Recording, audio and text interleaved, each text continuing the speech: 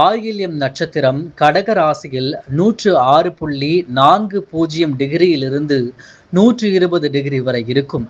நட்சத்திர அதிபதி புதன். நட்சத்திரத்தின் உருவ அமைப்பு பாம்பு.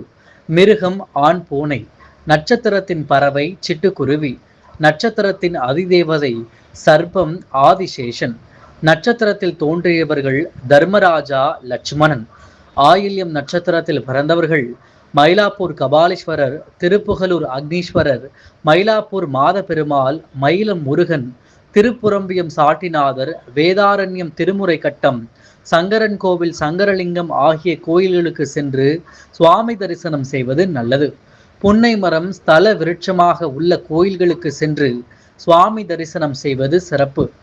ஆயில்யம் நட்சத்திரத்தில் பிறந்தவர்கள் MBA, BL, textiles, botany, agricultural, biochemistry ஆகிய படிப்புகளை படிக்கலாம்.